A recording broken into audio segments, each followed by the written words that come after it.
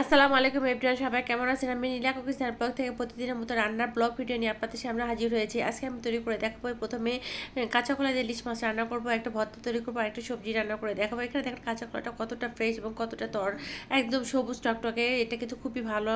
কাঁচা কলা দিয়ে কিন্তু আপনার ইলিশ মাছটা কিন্তু খুবই অসাধারণ লাগে। এটা কাঁচা কলা ভর্তাও ভালো লাগে, ভাজিও ভালো লাগে।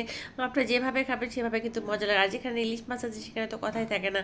এখানে দেখেন প্রথমে হচ্ছে পেঁয়াজ মরিচ আর হচ্ছে রসুন প্রথমে একটু হালকা ব্রাউন কালার করে ভেজে নেব।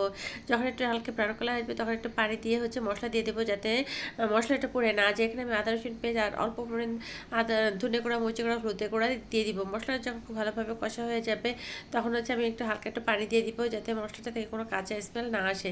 আসলে মশলাটা আপনি যত বেশি কষাবেন তত কিন্তু মজা লাগে। এই মুহূর্তে কিন্তু আপনারা ইলিশ মাছটা কাঁচা কলার সাথে ভেজে রান্না করতে পারেন। আমি ভেজে রান্না করব না।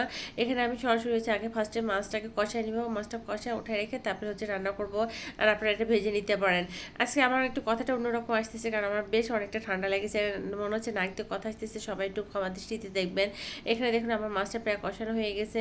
এখানে আমি আর একটু পানি দিয়ে একটু মাখা মাখা করে কষাবো, এমনভাবে কষাবো যাতে এই কষানোর মধ্যে মাছটা আমার পুরো 90% রান্না করা হয়ে যায়। জাস্ট লাস্টে শুধু আমি হচ্ছে তরকারির সাথে কিছুক্ষণ রান্না করে নামিয়ে ফেলবো। এখন আমি হচ্ছে এটা ইলিশ মাছটা নামিয়ে নেবো। ইলিশ মাছটা নামিয়ে এর মধ্যে আমি হচ্ছে কাঁচা কলা দিয়ে দিব।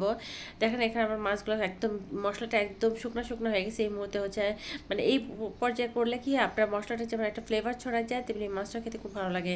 মাছটা আমি নামিয়ে নিয়েছি। এখন হচ্ছে আমি কাঁচা কলাতে খুব ভালোভাবে মশলার সাথে কষিয়ে নেবো। কাঁচা কলাটার আগে আমি হচ্ছে একটু লবণ ও হলুদ দিয়ে একটু ভালো করে মাখিয়ে রেখেছি, যাতে ভিতর থেকে কষটা বের হয়ে যায়।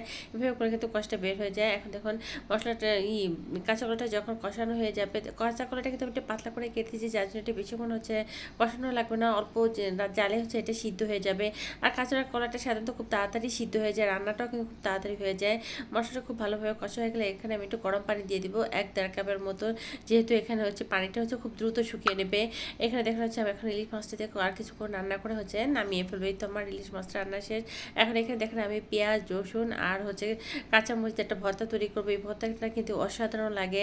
যাদের ঠান্ডা লাগে বা মুখের রুচি থাকে না, তারা কিন্তু এই ভর্তাটা করে দেখতে পারেন। এটা এতটাই মজা খেতে, যে কোনো মাছ মাংসের কাছে এই ভর্তাটা আসলে কোনো তুলনা হয় না, এতটাই মজা লাগে।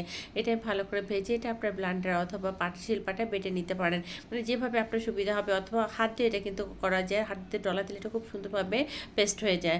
এটা দেখেন হচ্ছে আমি ব্লান্ডারে এটা হচ্ছে ব্লেন্ড করে নিয়েছি। আর এদিকে দেখলাম হচ্ছে আলু ভাজি আর হচ্ছে গাজর দিয়ে একটা সবজি ভাজি করে নিব। এরপরে সবজি ভাজি করবো, যাতে বাচ্চারা একটু খেতে পারে সবজির গাজরটা দিলে। এটা আমি ভালো করে ধুয়ে একদম কুচি করে কেটে নিয়েছি। এখন এটাকে আমি হচ্ছে ভাজি করে নিব।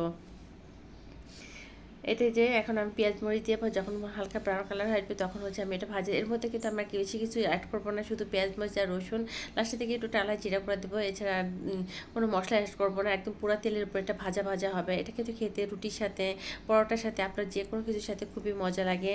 আর ভাতের সাথে খুব ভালো লাগে। লাস্টে থেকে আমি একটু সস অ্যাড করে দিব। এটা সসটা দিলে কিন্তু খুব মজা লাগে, আপনারা দিয়ে দেখতে পারেন। সসটা দিয়ে আর কিছুক্ষণ হচ্ছে নাড়াচাড়া করে আমি নামিয়ে ফেলবো। এই তো আমার ভাজিটা কিন্তু রান্না একদম শেষের দিকে চলে আসছে। আর এদিকে দেখুন হচ্ছে এখন কিন্তু পুরো আমি হচ্ছে পেঁপে সিজন, আপনারা এই সময় পেঁপেটা খেতে পারেন। খুবই মজার, খুবই মিষ্টি ছিল পেঁপেটা। আমার রেসিপিগুলো যদি আপনাদের ভালো লেগে থাকে তবে লাইক করুন, শেয়ার করুন, আমার পেজটিকে ফলো দিয়ে রাখবেন। সবাই ভালো থাকবেন। আল্লাহ হাফেজ।